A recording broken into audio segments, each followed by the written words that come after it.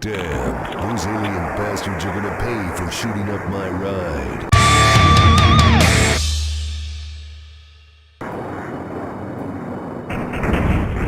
Chris, you and I are both old, aren't we? Well, I certainly am. Would you consider yourself old? I would consider myself old by today's standards. Yeah, I suppose so. But another game that's very old is Duke Nukem 3D 20th Anniversary World Tour Edition. Yeah. No, 20th Anniversary Edition World Tour. Sorry, there you go. That's all right. So, I mean, back in the day, it was considered quite a classic. I mean, well, quite decent. I mean, there was a lot of controversy around it, but compared to a lot of games today, it feels like nothing looking back. So how is it in terms of kind of what have they done to the gameplay to it? Have they changed it much? Or? So, look, I'm going to confession time. As a younger man, this is one of my favourite games from that era. Yeah.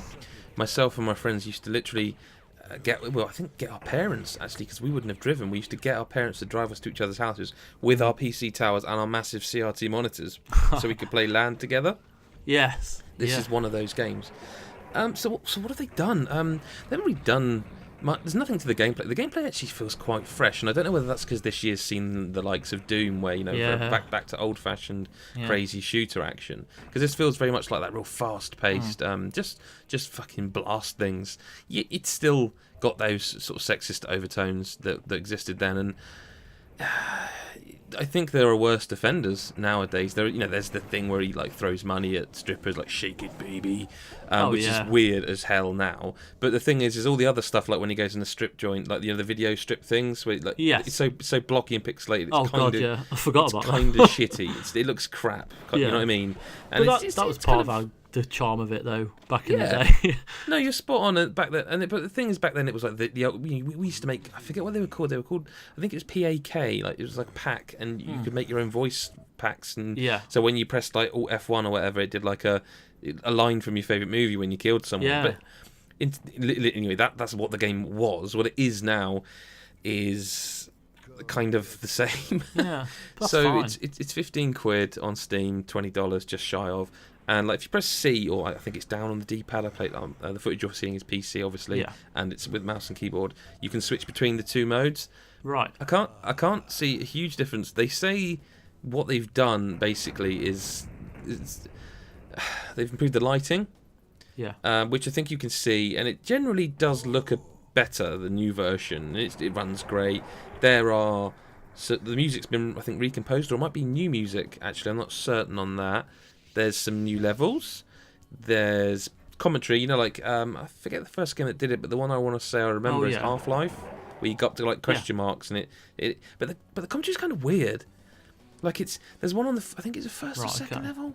I obviously didn't play the whole game like that, but there's some weird moments where it's like they're talking as if they're watching someone play it, and I don't know if that's supposed to be you, but it's like you end up kind of, well, should I do that then? Because you're kind of almost, it's weird. It's fine. It's nice. It's nice. You can toggle, like with Halo and that. You can toggle just between the old and new graphics. Just there's multiplayer. I was going to say that. Is there an element of multiplayer to it? Yeah, there's what is it? I think it's 8-player Duke match, and I think there's 8-player co-op as well.